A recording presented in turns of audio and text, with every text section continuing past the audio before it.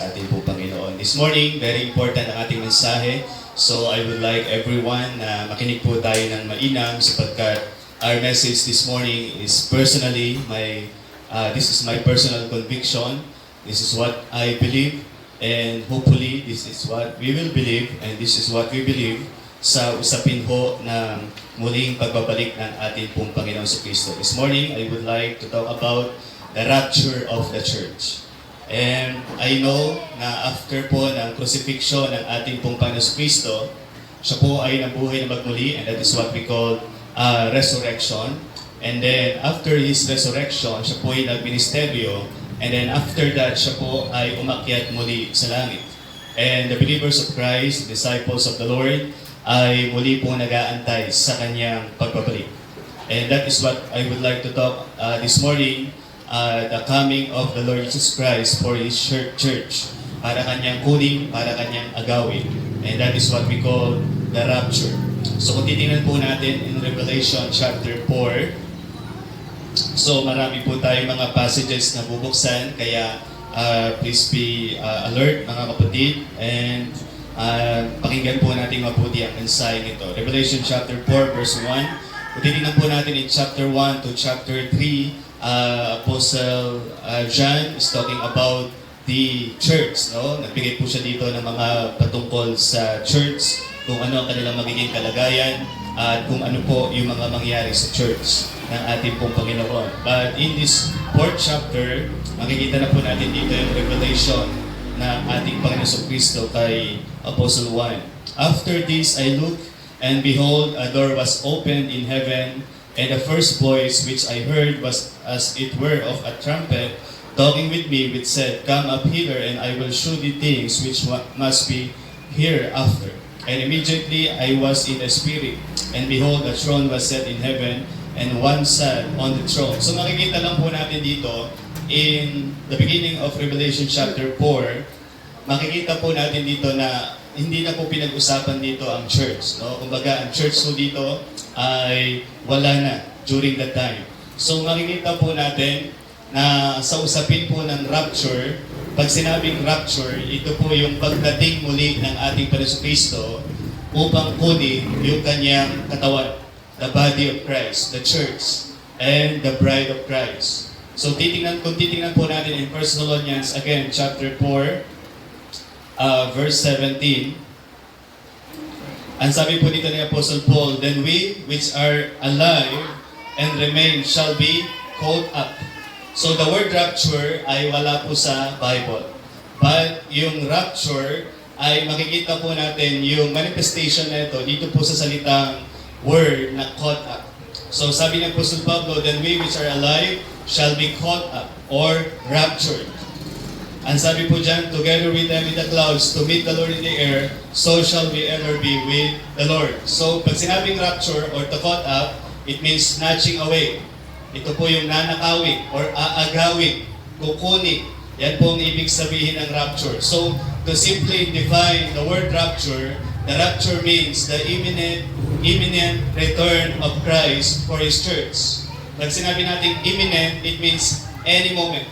Sa anumang panahon, sa anumang pagkakataon, hindi natin alam, pero pwedeng bumalik muli ang Panginoon Kristo para kunin yung kanyang church, para kunin yung kanyang katawan.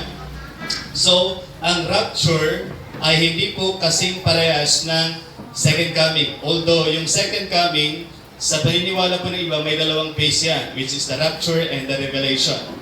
But para mas maging clear po sa atin, again, yung rapture ay yung muling pagbabalik ng Panginoon Kristo para kunin yung kanyang church. While yung second coming, ito po yung masasabi po natin muling pagbabalik ni Kristo dito po sa lupa after po makaranas ng sangkalupaan ng 7 years tribulation at babalik ang Panginoon Kristo kasama yung mga saints upang mag-establish po siya ng kanyang kaharian dito sa lupa for 1,000 years. So kung titingnan po natin ang sequence ng mga mangyayari po in the last days or at the end of times, makikita po muna natin, this is what I believe personally. First, mangyayari po muna is rapture. Okay? Kukunin po ng Panginoon yung kanyang katawan, yung kanyang church, yung bride of Christ. Kanya pong sasalubungin sa ipapawid. at sila po'y magkakaroon ng pagbabago, magkakaroon po ng glorified body. So, rapture ang tawag po natin dyan. And then after the rapture, dito po sa lupa, magkakaroon po ng 7 years Great Tribulation or magkakaroon po ng matinding kapigatian, matinding problema, matinding paghihirap.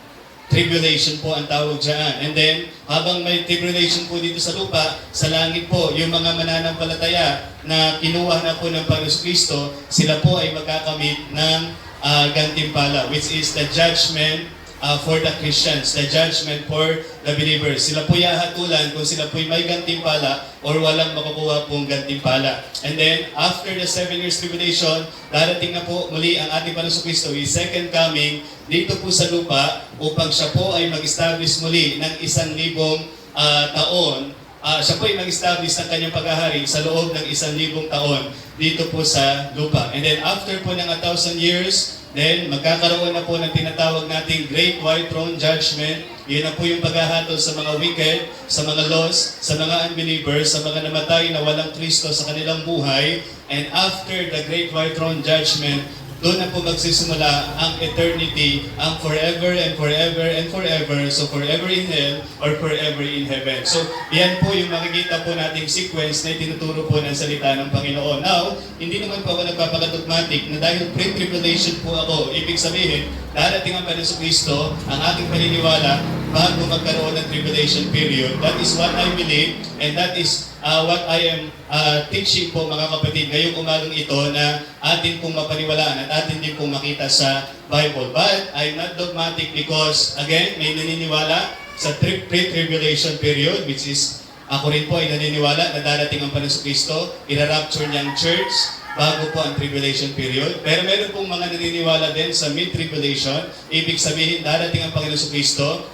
after 3.5 years. And sa kalagitnaan po ng tribulation, muli pong babalik ang Panginoon Kristo para kunin yung mga mananampalataya. So yung mga hindi naligtas sa tribulation period or hindi pa po sumampalataya kay Kristo during that time, ay maiiwan po sila again sa tribulation period. So that is mid-tribulation. And then post-tribulation. Yung post-tribulation naman po, sila ay naniniwala na yung rapture and second coming, parehas po sa kanila yun. Kumbaga, after 7 years tribulation, doon po ira-rapture ang church, doon po muling babalik po ang ating pong Panginoong Jesucristo. So, yan po ang tinatawag po nating post-tribulation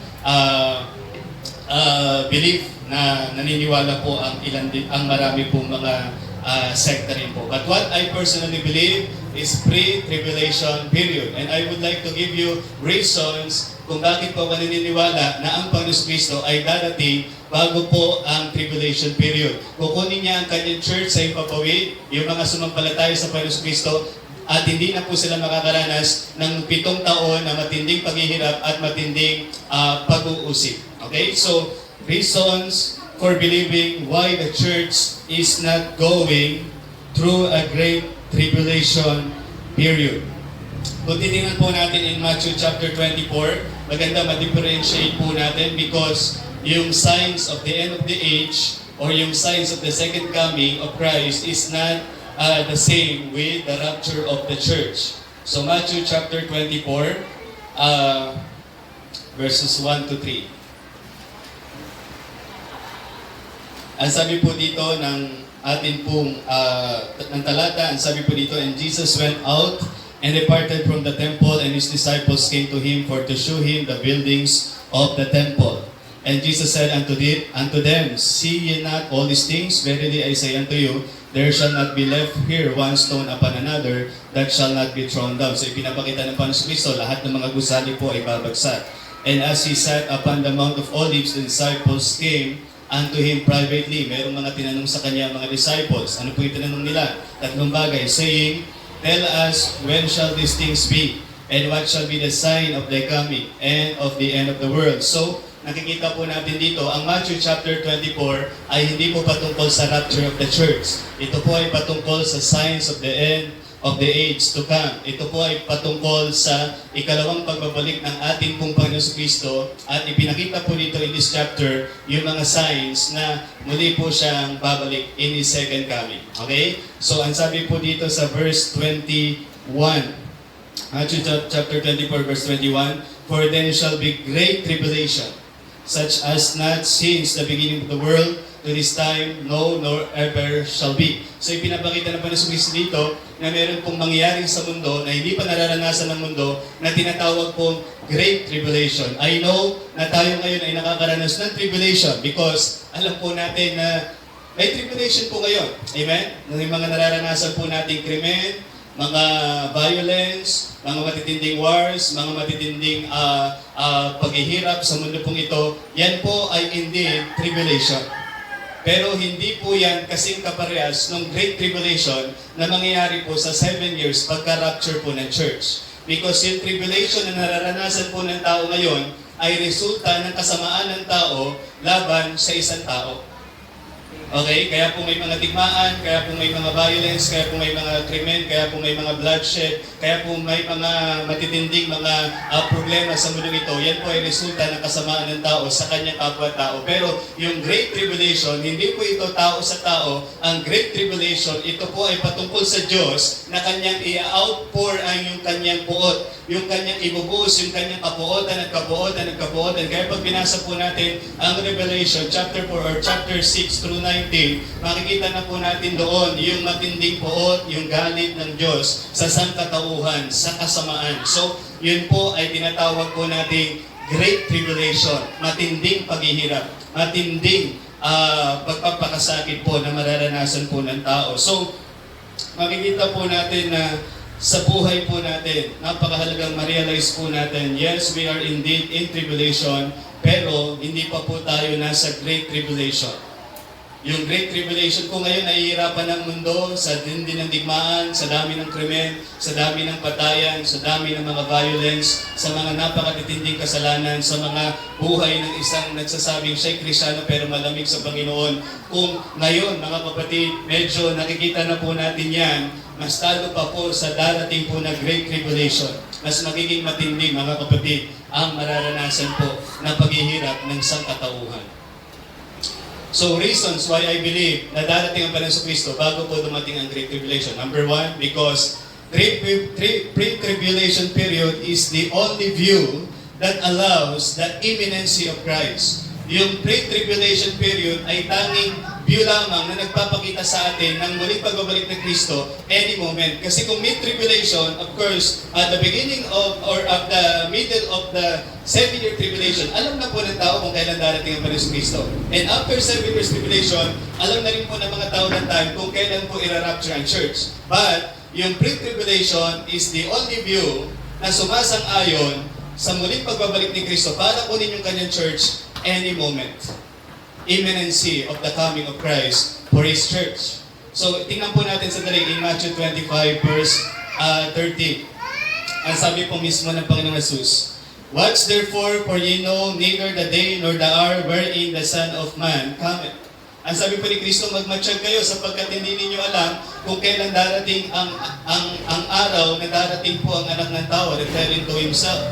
And even the Lord Jesus Christ Himself, during the time, hindi po niya alam kung kailan siya muling babalik para kunin yung kanyang church. Kaya sinasabi niya sa kanyang mga disciples, magmatsyag kayo sapagkat hindi ninyo alam kung kailan darating ang anak ng tao, referring to the Lord Jesus Christ. And verse 24, ang sabi po dito mga kapatid, chapter 24, Matthew chapter 24, verse 42, "Watch therefore, for ye not know what are your Lord that come."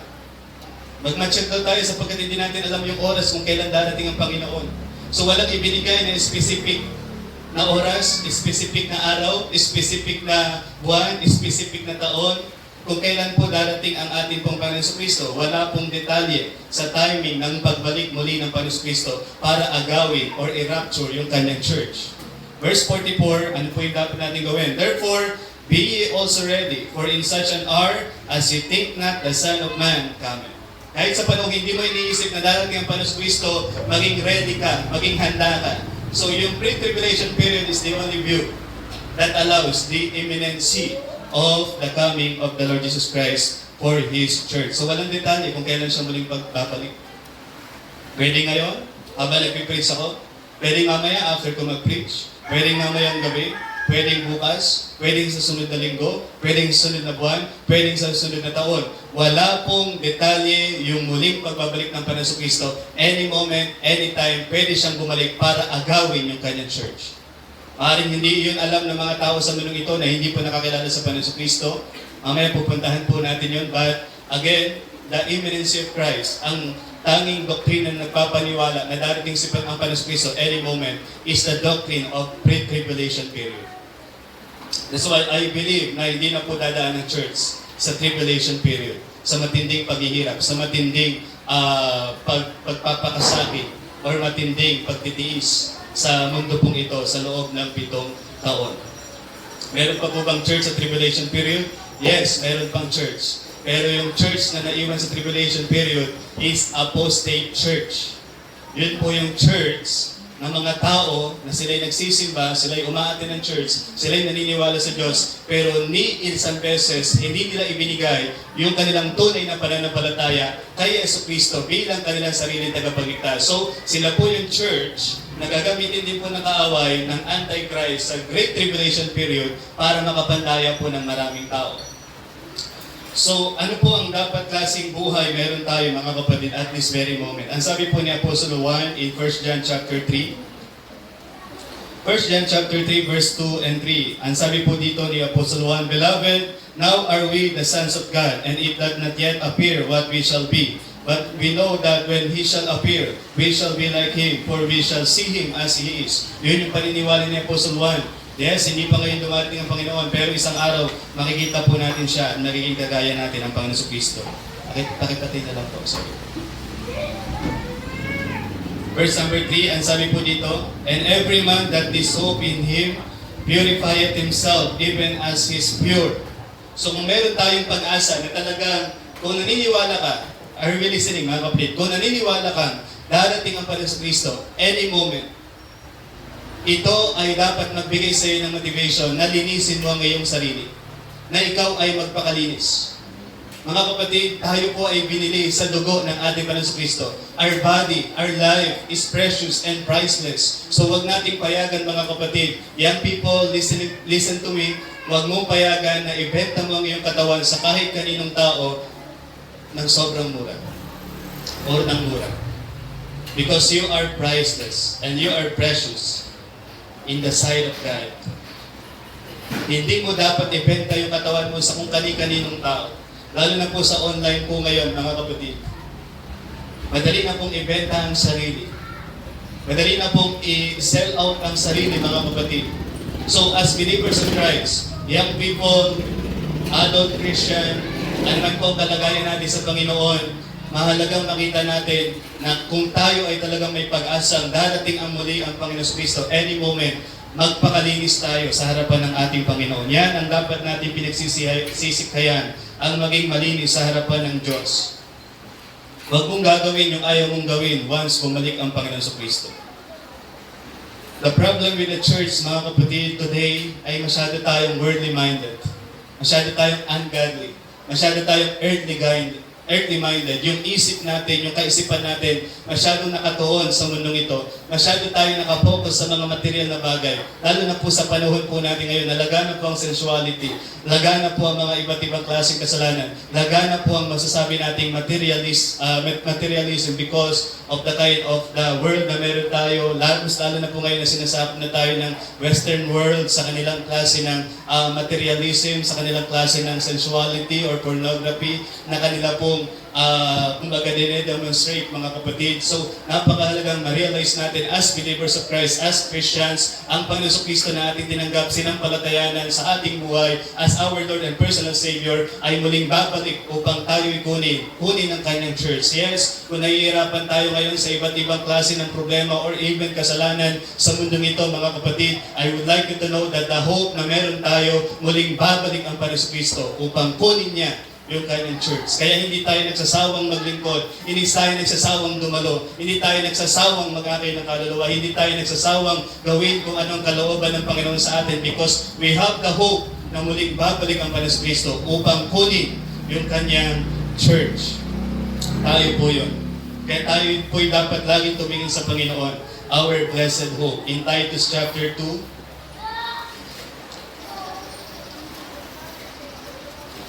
Titus chapter 2 verse 13 and 14. Ang sabi po dito, looking for that blessed hope in the glorious appearing of the great God and our Savior Jesus Christ, who gave Himself for us that He might redeem us from all iniquity and purify unto Himself a peculiar people, zealous of good works. Amen? Yan po ang gusto ng Panginoon. Tayo po'y masumpungan po niyang malinis sa Kanyang harapan. And as believers of Christ, we need to look for that blessed hope. Tumingin tayo sa mapalad na pag-asa, the great God and our Savior, Jesus Christ, sa Kanyang maluwalhating muling pagbabalik upang kunin po niya tayo na Kanyang church. So, pre-tribulation period is the only view that allows the imminency of the Lord Jesus Christ. Amen? Not mid-tribulation and not even post-tribulation. Because akala po ng marami, darating ang Panginoon Kristo pag napangaralan na lahat ng tao ng mabuting balita. Well, yun po ay patungkol sa second coming ni Kristo, na siya po ay mag-establish ng kaharian dito po sa lupa. But that is not talking about the rapture of the church. I hope naiintindihan po natin ang mensahe ito. In Matthew chapter 24, verse 4.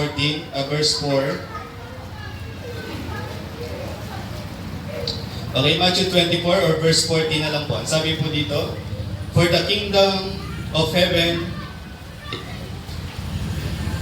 and this gospel of the kingdom shall be preached in all the world for a witness unto all nations, and then shall the end come. Ano po yung end? Napaparating na po na yun? Yung katapusan ng tribulation period, pag napangaral na po ang lahat ng mabuting balita sa mga tao during that time. But that is not talking about the rapture of the church. Kasi kung ito ay patungkol sa rapture of the church, edi ang aantayin na lang natin yung huling bansa na ma-translate sa kanila yung Bible at sila'y makapakinig ng salita ng Panginoon, then darating na po ang Panginoon Kristo. No? Kasi ang pagdating ni Kristo upang kunin yung kanyang church, walang detalye, walang timing, any moment. Kahit hindi ka ready, kahit hindi mo alam kung kailan, darating po ang ating Panginoon Kristo. And then, second thing, reasons why I believe that hindi na po dadaan ang church sa tribulation period, the church is promised deliverance from God's wrath. Kaya nga po, Revelation chapter 1 to chapter 3 patungkol sa church, and then chapter 4 and chapter 6 through 19 patungkol sa Great Tribulation, wala na po ang church doon. Hindi na po pinag-uusapan ang church doon. So the church is promised great deliverance from God's wrath. In chapter 16 na po natin sandali in Revelation. Okay, chapter 6 verse 12 to 17. Ang sabi po dito, and I beheld when he had opened the sixth seal, and lo, there was a great earthquake, and the sun became black as sackcloth of hair, and the moon became as blood. So yung araw na po ay naging itim, parang buhok. And the moon became as blood, and the stars of heaven fell unto the earth, even as fig tree casteth her untimely figs, when she is shaken of a mighty wind. Just try to imagine. Yung mga bituin sa kalawakan ay babagsak sa lupa. And the heaven departed as a scroll when it is rolled together, and every mountain and island were moved out of their places. Yung mga bundok sa Nueva Ecija, pagdating ng 7th tribulation period, mawala yun doon. Okay, verse 15, and the kings of the earth, and the great men, and the rich men, and the chief captains, and the mighty men, and every bondman, and every free man, hid themselves in the dens and in the rocks of the mountains. Akala niyo po ba, yung mga may iwan sa tribulation period, na mga hindi sumampalataya sa Panginoon Kristo, sila yung magsisisi dahil naranasan nila ang puot ng Diyos? No. Sila ay lalong magagalit sa Diyos. Itataas nila yung kanilang kamay, yung kanilang feast sa Panginoon. Hindi po sila magsisisi. Because ang mga maliligtas lang po sa tribulation period, mga kapatid, yung mga hindi nakarinig ng gospel at yung Israel, yung Hudyo. Pero yung mga hindi sumampalataya sa Panginoon Kristo, bago dumating ang rapture at bago makaranas sa tribulation period, hindi na po sila sasampalataya. Wala na pong second chance sa tribulation period. The second chance is now. Habang hindi pa po dumarating ang Panginoon Kristo para kunin yung kanyang church. Kaya lahat po ng tao that time, matatakot sila. Magtatago sila sa puot ng Diyos, sa galit ng Diyos, and said to the mountains and rocks, fall on us and hide us from the face of Him that sitteth on the throne and from the wrath of the Lamb. Amen? From the wrath of the Lamb, yung puot ng anak ng Diyos, yung puot ng Panginoon Kristo. For the great day of His wrath is come, And who shall be able to stand? Wala pong makakatayo sa Great Tribulation. Wala pong makakaya, mga kapatid, hindi po kakayanin ng mga taong hindi sumampalataya ang Great Tribulation period. But the church, we are promised na naligtas na po tayo sa poot ng Diyos. Ang tanong, bakit hindi pa po dumarating ang Panginoon Kristo? One definite answer to that is because of God's forbearance. Because of God's patience, God's long-suffering, God's love to each one of us, mga kapatid. In 2 Peter 3, verse 9 to 10, makikita po natin dito that the Lord is not slack concerning as promise, as some men count as slackness. So maraming tao that time, hindi na po naniniwala na muling babalik ang Panginoon Kristo because marami na nangangaral niyan. Yung ibang mga nangaral niyan, patay na. Aaring ako po ngayon na nangangaral ngayon. Pagdating ng panahon, hindi pa po darating ang Panginoon Kristo.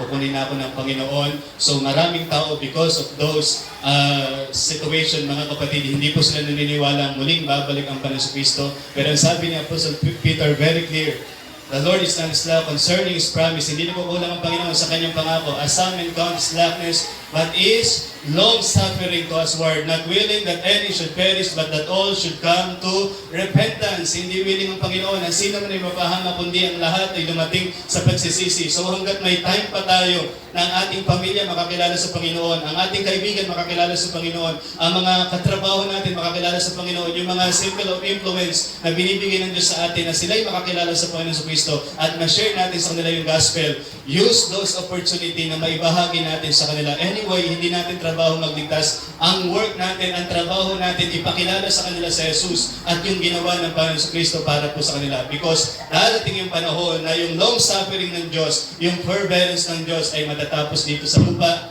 at ang tao po ay makakaranas ng matinding kapuotan, matinding tribulation dito po sa lupang ito. Kaya as Christians, we need to understand na hindi tayo iniwan dito ng Diyos para lang magtrabaho. Please don't get me wrong. Mahalagang magtrabaho para ma-provide ang ating mga pangangailangan, pero hindi tayo iniwan ng Diyos dito sa lupang ito para lang magtrabaho at mabuhay sa ating sarili, mapakain natin ang ating sarili. Iniwan tayo dito ng Diyos dahil may purpose siya sa atin. Ano yung purpose po niya sa church? Ipahayag yung mabuting balita. Go ye, mga kapatid. Yun nga po yung mensahe ng ating choir. So tayo po ay iniwan ng Panginoon dito.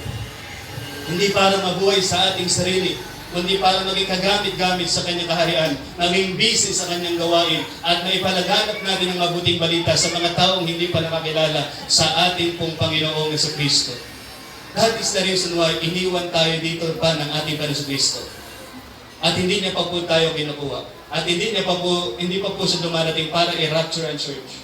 We have still a mission here na kailangan po natin gawin, na kailangan po natin gampanin para po sa ating pong Panginoon. In 1 Thessalonians chapter 5, tingnan po natin sa dali. 1 Thessalonians chapter 5, verse 1 and 2. And sabi ni Apostle Paul, but of the times of the seasons, brethren, ye have no need that I write unto you, for yourselves know perfectly that the day of the Lord so cometh as a thief in the night. Ang pagdating ng Panginoon Kristo ay parang magnanakaw. Hindi kailangan magpaalam na pagnanakaw. Amen? Hindi kailangan magsabi sa iyo na nakawan ka mamaya. Hindi po. So yung rapture, yung pagnanakaw ng Diyos sa mga church niya ay bigla na lang darating. In chapter 1, verse 10, ang sabi po dito, and to wait for His Son from heaven, whom He raised from the dead, even Jesus, which delivered us from the wrath to come. Ano po yung wrath to come? Great Tribulation period. Niligtas na po tayo dyan ng ating pong Panginoong Kristo. So the church, hindi na po dadaan sa 7 years tribulation. And then thirdly, third reason, the church in the tribulation is not in keeping with God's purpose for tribulation. So, hindi na po kailangan dumaan ng church ng tribulation because anong purpose ng church? Bakit siya dadaan pa ng tribulation? Hindi po para maglinis. Yung iba po ang paniniwala nila, kailangan dumaan ng church sa tribulation period para sila ay maging malinis. No. Because tayo po ay naging malinis sa ano pong paraan. Sa ano pong paraan, mga kapatid? Tayo po ay naging malinis because of the blood of the Lord Jesus Christ. Because if somebody or someone na naniniwala na dadaan ng church sa tribulation para sa pagnilinis, then hindi niya nauunawaan yung katuruan patungkol sa atonement ng ating Panginoon Kristo na yung dugo niya na natigil sa krus ng Kalbaryo ay sapat upang linisin tayo sa lahat ng ating mga kasalanan. So not for cleansing, because in Ephesians chapter 1 verse 47, malinis na po tayo sa harapan ng Panginoon. Accepted na po tayo sa harapan ng ating Panginoon. Lahat ng tunay na sumampalataya sa Kanya at lahat ng may Kristo sa kanilang buhay. And then in 1 Corinthians chapter 3, verse 10 to 15, kaya hindi na po tayo nadaan ng tribulation because meron pong judgment after po tayong i-rapture ng ating Panginoon. 1 Corinthians chapter 3, verse 10. Meron pong judgment sa mga Kristyano. Hindi po ito judgment na ipapakita ang iyong kasalanan kung ikaw ay pupunta ng langit or impyerno. It is the judgment kung ikaw ay may gantimpala or wala. According to the grace of God, nakikinig pa po ba kayo mga kapatid? Okay? Baka na-rapture na po ang isip natin eh. So wag naman po sana. Makinig po muna tayo ngayon. According to the grace of God, it's given to me. As the wise master builder, I have laid a foundation and another buildeth thereon.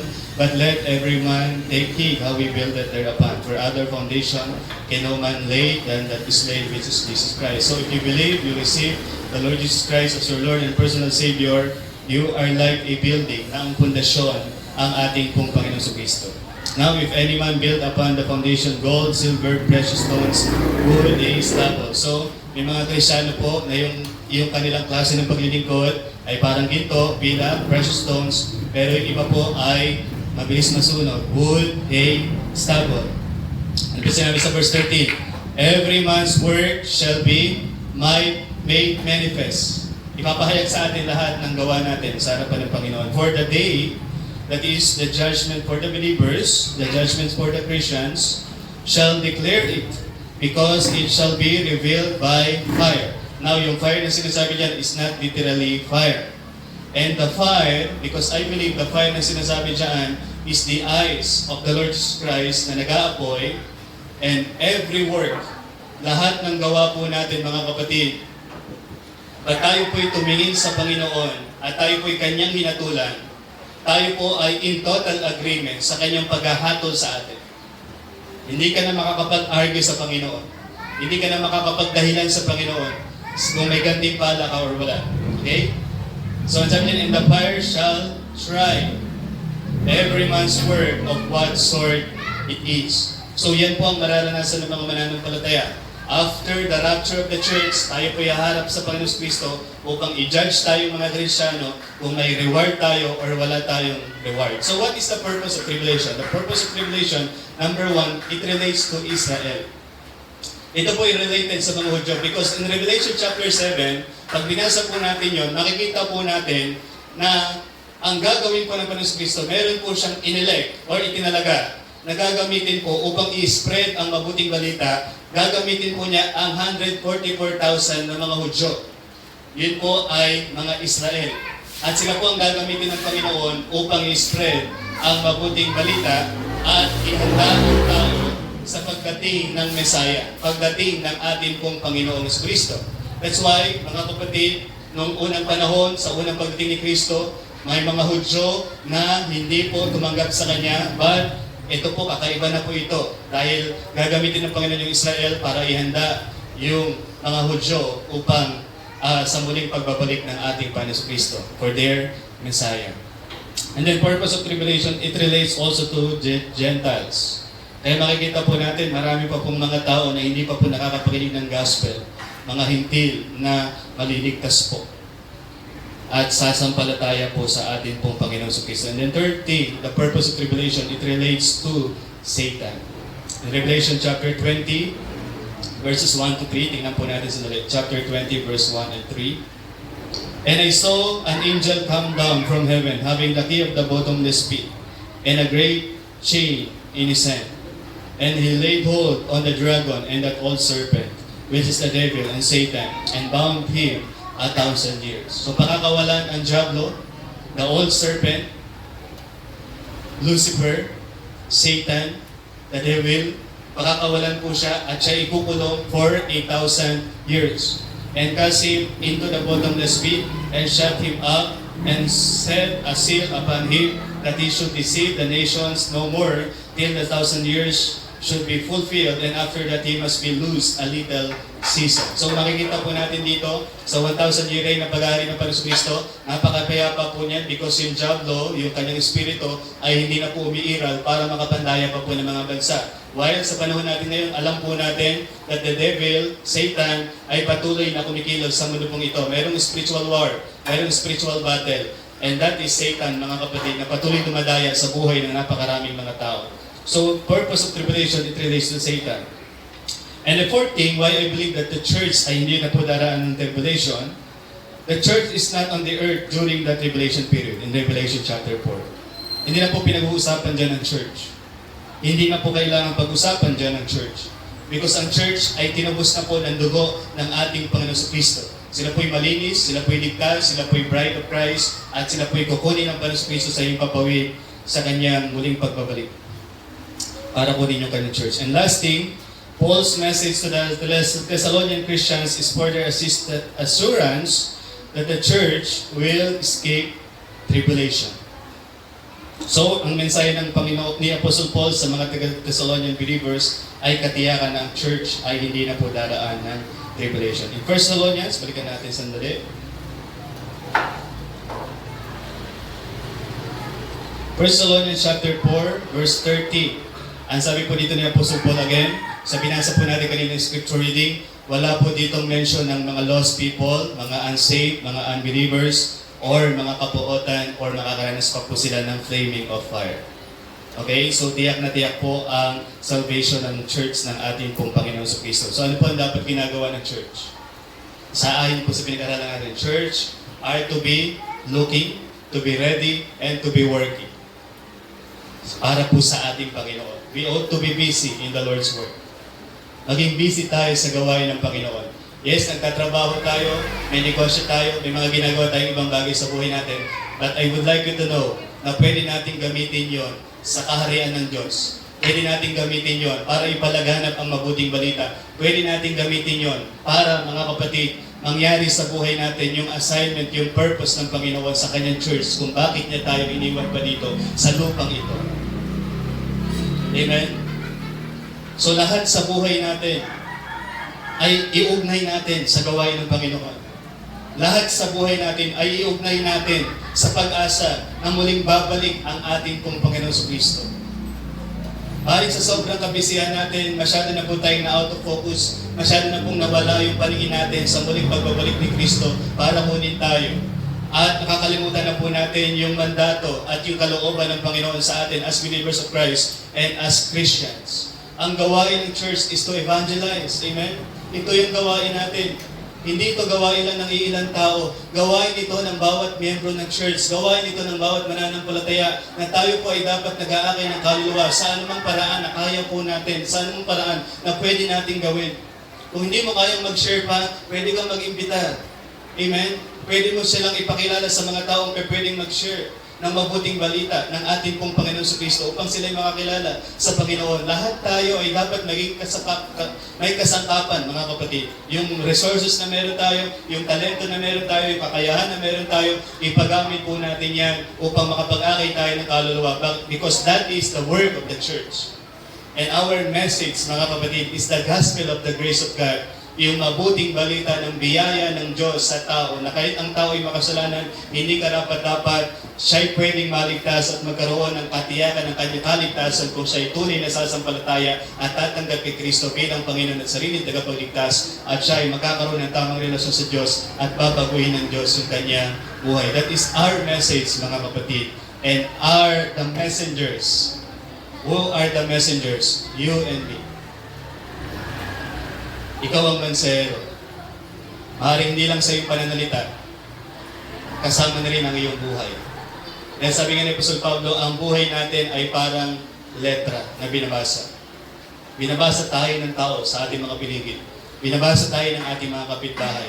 Binabasa tayo ng ating mga kaibigan na hindi pa nakakilala sa Panginoon. Binabasa tayo ng ating mga katrabaho. Binabasa tayo ng mga tao na kasalamuhan natin. At pag binasa nila tayo, sino ang kanilang nakikita? Anong mensahe yung kanilang naririnig? Anong mensahe yung kanilang tatanggap? We are the messengers of the gospel of the grace of God. Yes, marami mga hahamak sa muling pagbabalik ni Kristo. maraming pagtatawanan, maraming hindi naniniwala, maraming napaka-negatibong kaisipan in 2 Peter chapter 3. But we as believers of Christ, we believe with all our heart na kung si Kristo ay namatay sa krus sa Kalbaryo, siya ay nailibing at muling nabuhay at siya ay umakyat sa langit, naniniwala din tayo na siya ay muling babalik para kunin yung kanyang church. So in 1 Thessalonians 4 verse 13 to 18, basahin po natin sandali. Okay? Kung nakikinig po kayo, please say amen. Okay, but I would not have you to be ignorant, brethren, concerning them which are asleep, that ye sorrow not.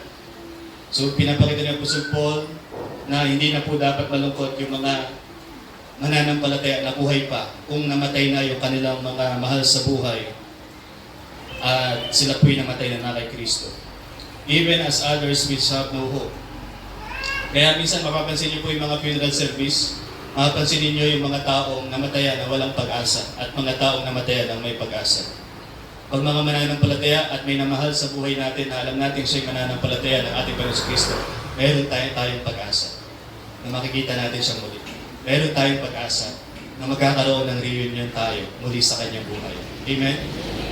Ako po may mga hinahanga ang mga preachers, hinahanga ang mga pastors na kinuha na po ng Panginoon. And I am hoping, of course I do not have pride, but I am hoping na one day makita ko po sila at na-meet ko po sila in heaven. Pero yung mga tao pong namatay na walang Kristo, wala silang pag-asa. Verse 14, for if we believe that Jesus died and rose again, even so them which also sleep in Jesus will God bring with him. For this we say unto you by the word of the Lord, that we which are alive and remain unto the coming of the Lord shall not prevent them which are asleep.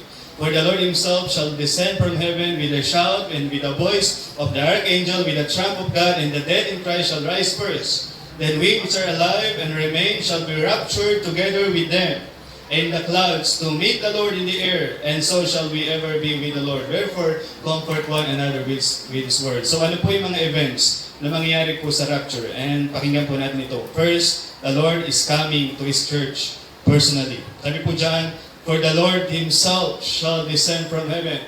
So ang unang-una natin makikita, hindi yung mga kamag-anak natin, hindi yung mga kaibigan natin, hindi yung mga kapatid natin na namatay na una, bago pa dumating ang Panginoon Kristo, ang unang-una natin makikita ay ang Panginoon. Wala na pong panahon na, okay, rapture na. Hanapin ko muna, asa kaya yung namatay kong kaibigan, asa kaya yung namatay kong kapatid, asa kaya yung namatay kong katrabaho na nakakilala sa Panginoon. Because ang rapture po ay sobrang bilis. Kaya nga po, be careful. Akala po ng iba, pagdating ng rapture, pwede pa silang maghanda. Wala na pong panahon ang paghahanda sa rapture. Because in 1 Corinthians chapter 15, verse 51, okay, tingnan po natin ito sandali. 1 Corinthians 15, verse 51 and 52. Behold, I show you a mystery, we shall not all sleep, but we shall all be changed. Hindi tayo lahat mga tutulog or mga mamatay, but lahat tayo magbabago, sabi ni Apostle Paul. Verse 52, in a moment, yung sinabi pong a moment dyan, ang ibig sabihin niya, yan po yung time na sobrang bilis na hindi mo kayang sukatin. And sabi ko dyan, in that twinkling of an eye, tayo nga po kumisak ka ta, o kumra, ganun po kabilis. Sobrang bilis po yan, hindi nyo po kayang sukatin, mga kapatid. In the twinkling of an eye, at the last trump, for the trumpet shall sound, and the dead shall be raised incorruptible, and we shall be changed. So, pag tumunog na po ang trumpeta, yung mga patay ay muling bubuhayin muli. Saan man sila namatay? Namatay man sila sa Dalampasigan, namatay man sila sa Pacific Ocean, mga mananampalataya na nalimot na po ng panahon, hindi na po nakita yung kanilang katawan, or saan man po sila nailibing, or saan man po nakarata yung kanilang katawan ay bubuhayin muli, at yun po ay hindi na po masisira, at yun po ay babaguhin ng Panginoon. There is something at the trump the sound. Titingnan po natin yung mamaya. But again, the Lord is coming to His church personally. Hindi siya magpapadala ng kahit sino, may kasama siya, but hindi siya magpapadala ng sino mang representative para kunin yung kanyang church. Siya mismo ang kukuha sa kanyang church. Siya mismo ang aagaw sa kanyang church. Dito sa lupa, siya mismo ang magre-rapture sa kanyang church. And then, He is coming from heaven. Ang sabi po again sa verse 16, "For the Lord Himself shall descend from heaven with a shout." So from heaven, kukunin po ang mga mananampalataya. So lahat ng mananampalataya, mga namatay at mga buhay sa rapture, mga kapatid, ay aagawin ni Kristo at makakasama po sa himpapawid. He is coming with a shout. Siya'y sisigaw. There is something sa shout eh. There is something sa pagtunog ng trumpeta eh. Because sa Bible, sa Old Testament, pag sinabing may shout, may trumpet, sa bayan ng Panginoon, yun yung panahon na sila nagtitipon-tipon dahil ready na sila sa digmaan. Para mag-ready na sila sa digmaan.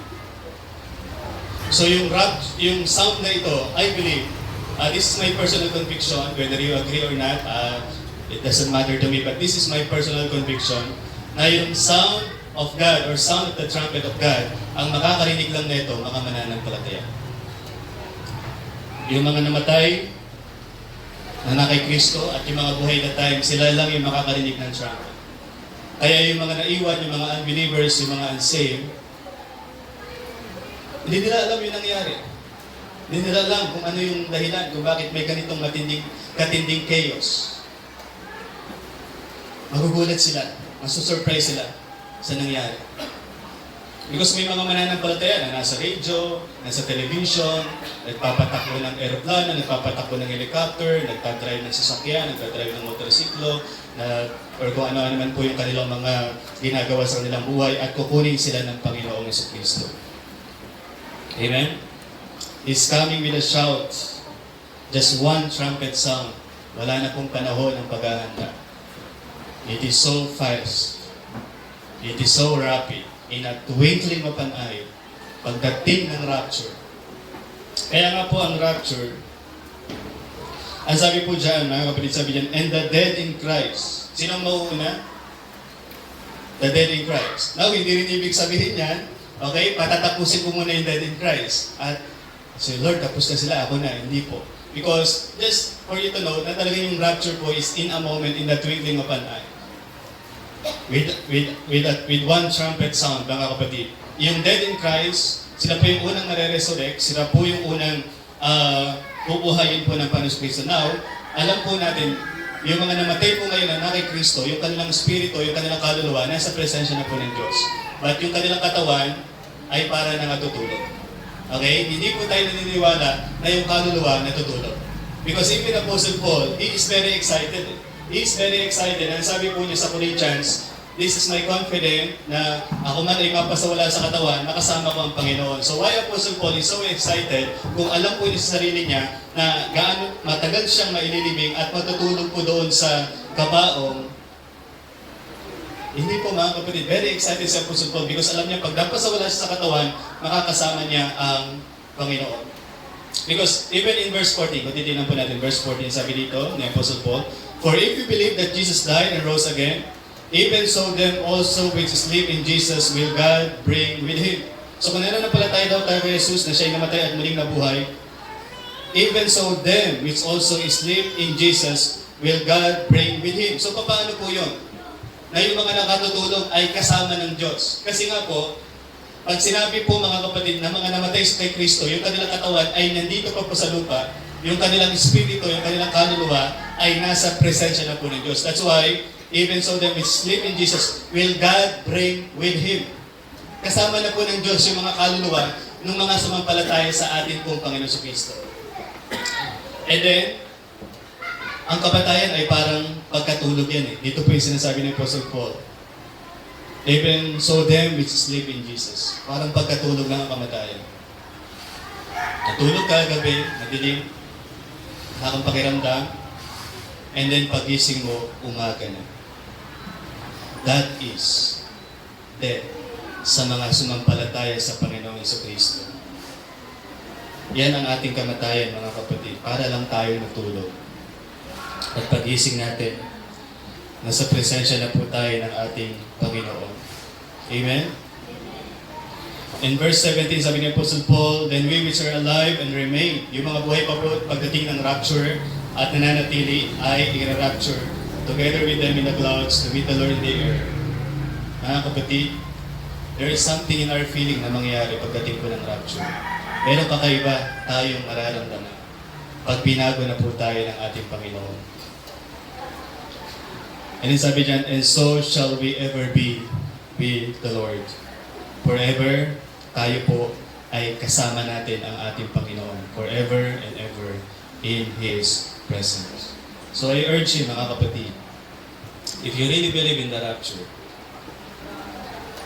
ano yung ginagawa mo ngayon na alam mong ayaw mong gawin o hindi mo dapat ginagawa once dumating ang Paris Cristo? Now is the time na talikuran mo yan. Now is the time na layuan mo yan. And now is the great opportunity na tumingin tayo sa Panginoon, gumawa tayo sa Panginoon at maging handa tayo para sa Panginoon. Now is the best opportunity na gamitin ng Panginoon ang ating buhay, gamitin ng Panginoon ang ating church to evangelize those people na hindi pa nakakilala sa ating Panginoon Kristo. And if I will ask you, kapatid, sa tagal mo ng mananampalataya, sa tagal mo ng Kristyano, yes, maybe you are giving tithes, you are attending church, you are attending prayer meetings, at wala pong masama dyan. That is all good. But if I will ask you, sino na ang nadala mong kaluluwa sa Panginoon? Sino na ang nailapit mong kaluluwa sa Panginoon? Sinong tao ang napalitan yung kanyang eternal destiny? Dahil yung taong yun, na ipakilala mo sa Kanya, or nailapit mo siya sa Panginoon sa Kristo. And to encourage everyone, sabi nga ni Apostle Paul, "Wherefore comfort one another with these words." Yes, sa mundong ito, may mga problema. We are indeed in tribulation. Nasa tribulation tayo. I understand every one of us. Dahil ako rin po mismo nakakaranas ng tribulation, ng problem. And the Lord Jesus Christ Himself, nauunawaan niya tayo. Kilala niya tayo. Alam niya lahat ng pinagdadaanan natin. Alam niya lahat ng pains natin. Alam niya lahat ng heartaches mo. Alam niya lahat ng circumstances mo. Alam niya lahat ng problema mo. May mga times mo na parang hindi mo alam na nakatingin sa iyo ang Panginoon or naiintindihan ng Diyos ang iyong nararanasan. But I would like you to know the promise of Christ, darating siya upang agawin ka, upang kunin ka, upang buhayin ka, at palitan ng bago ang iyong katawan. Wala nang sakit, wala nang sakit, wala nang pigatik, wala nang problema, wala nang mabibigat na mga nararanasan. Kaya nga ang buhay Kristyano hindi madali. Naniniwala po ba kayo doon, mga kapatid? May mga sufferings, trials, troubles, and difficult situation tayo sa buhay nito. Pero bakit hindi tayo nag-quit sa Panginoon? Bakit hindi tayo lumalayo sa Panginoon? Bakit hindi tayo tumatalikod sa relasyon natin sa Diyos? It is because we have that blessed hope na muling darating ang Panginoon Kristo upang kunin niya tayo, agawin niya tayo. Kunin niya ang kanyang katawan, ang kanyang bride, ang kanyang church. And I hope, pag dumating ang Panginoon Kristo, ready ka. You are ready. Na ang iyong pananampalataya ay na kay Jesus lamang, na kay Kristo lamang. And ready ka in the sense na handa kang tumanggap ng gantimpala dahil ikaw ay nagtapat at ikaw ay naging busy sa kanyang gawa, naging busy sa mga bagay na may pakinabang sa kanyang kaharian. So, may po tayong tumayo, mga kapatid, for prayer.